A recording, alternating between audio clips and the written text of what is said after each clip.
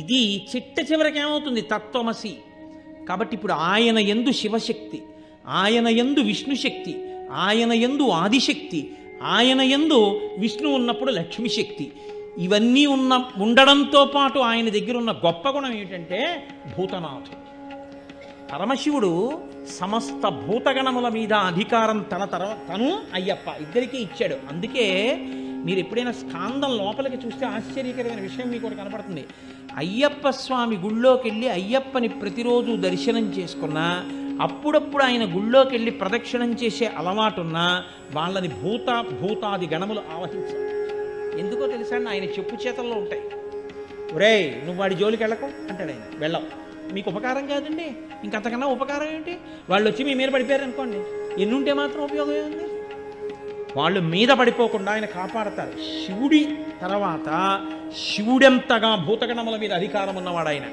శివుడిలా ధర్మమునందు అనురక్తి ఉన్నవాడు, శివుడిలా గురువులంటే ప్రీతి ఉన్నవాడు, శివుడిలా జ్ఞానమిచ్చి మోక్షం ఇవ్వగలిగినవాడు, విష్ణువులా పూర్ణుడు, విష్ణువులా పుష్కలుడు, విష్ణువులా ఏది కావాలంటే అది ఇవ్వగలిగిన వాడు, అమ్మవారిలా శక్తి స్వరూపుడు, అమ్మవారిలా నిరంతరము ఎటువంటి కదలికలైనా కదలించగలిగినటువంటి వాడు, ఎంత శక్తినైనా ఇవ్వగలిగిన వాడు, ఇన్ని కదలికలను ఆపి లయం చేసి మోక్షం ఇవ్వగలిగిన వాడు, ఇన్ని చెయ్యగలిగిన వాడు. కాబట్టి తనలో తాను రమిస్తూ పైకంటితో కాకుండా యోగ దృష్టితో చూస్తుంటాడు.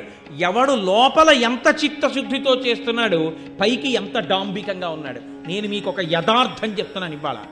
ఒక్కొక్కసారి ఏ దీక్ష లేకుండా అయ్యప్ప స్వామి గుడికి వెళ్ళినటువంటి కొంతమందికి, అసలు జీవితంలో అయ్యప్ప దీక్ష తీసుకొని వాళ్ళు కొంతమంది ఆ గుడికి వెడితే 50 సార్లు దీక్ష తీసుకున్న వాళ్ళకన్నా కూడా అద్భుతమైన రీతిలో అయ్యప్పని సేవించుకునే అదృష్టాన్ని ఆయన ఇచ్చిన సందర్భాలు ఎన్నో ఉన్నాయి.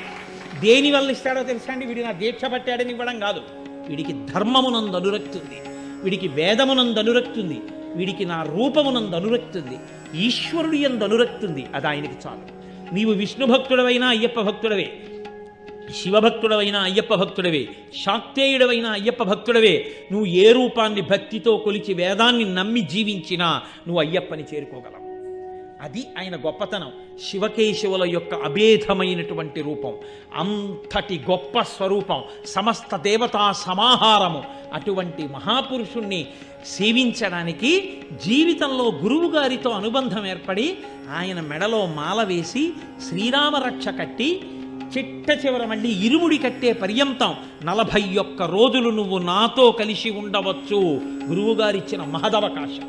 దీన్ని వాడుకుని గురువుగారితో కలిసి ఉండి జీవితాన్ని అభ్యున్నతి పదంలో నడిపించుకున్నవాడెవరో వాడు ధన్యుడు, వాడు దీక్షితుడు, వాడు సమస్తమును పొందినవాడు. అది ఒక్కసారికే లభించవచ్చు. ఇప్పుడు ఈ పూర్ణం జీవ బ్రహ్మైక్య సిద్ధితో కూడినటువంటి ఈ తత్వమసి మహావాక్యం చిన్ముద్ర అయితే, దీన్ని చిన్ముద్ర అంటారు. ముద్రలు పట్టించి వరిస్తారు. అసలు ముద్ర పట్టించి ఇవ్వాలి, ఒక్కొక్క ముద్రకి వ్యాఖ్యానం చెప్పి ఇస్తారు మా దీక్ష. అప్పుడు సప్తరజస్తమో గుణములకు సాక్షి ఆయన, అలాగే భూత భవిష్యత్ వర్తమాన కాలములకు సాక్షి, అలాగే ఆయన జాగ్రత్త స్వప్న సుషుప్తులకు సాక్షి. ఇలా ఈ మూడిటికి సాక్షిగా ఉండి పూర్ణమై తుది మొదలు లేని ఆత్మగా మిగిలిపోగలిగినటువంటి శక్తి మీ అంత మీకొచ్చేది కాదు, మిమ్మల్ని అనుగ్రహించి ఆయన ఇచ్చి మిమ్మల్ని ఆయనగా మార్చి ఆయనలో కలుపుకునేటటువంటి స్థితి. ఇక్కడ నుంచి అక్కడ వరకు ఇవ్వగలిగిన వాడు ఆర్యన్ కాకపోతే ఎవరార్యన్? కాబట్టి మాకు గౌరవనీయుడు, మాకు పూజనీయుడు, మా పెద్ద ఆయన. మీకు లోకంలో ఎక్కడైనా శివుడు అంటే శివుడు, విష్ణు అంటే విష్ణువు, శక్తి అంటే శక్తి, లక్ష్మి అంటే లక్ష్మి. లక్ష్మి ఎవరో తెలియనటువంటి రూపం ఒక్క అయ్యప్ప. ఎందుకనంటే ఆ పూర్వం, ఇప్పుడు నాకు అదంతా వివరంగా చెప్పే అవకాశం లేదు కానీ ఒక మాట మనవి చేసి విడిచిపెట్టేస్తాను. ఒకానొకప్పుడు అయ్యప్ప స్వామి ఇలా కూర్చుని తనంత తాను స్వయంభూగా వెలిశాడు విజయనగర సామ్రాజ్యం. ఎంత చెక్కినా ఇలాగే వచ్చింది విగ్రహం. భయపడి రాజుకి వెళ్ళి చెప్పాడు. అప్పుడు ఆ మహానుభావుడు రామరాయల వారు పరిపాలిస్తున్న కాలం. రాజుకి చెప్పాడు శిల్పి, ఇలా ఉన్నారు స్వామి. అదేమిటా అయ్యప్ప ఇలా ఎప్పుడు ఉండరు, ఇలా ఉన్నారేమిటి అని అడిగారు. అడిగితే ఏదో రకరకాల కారణాలు చెప్పారు.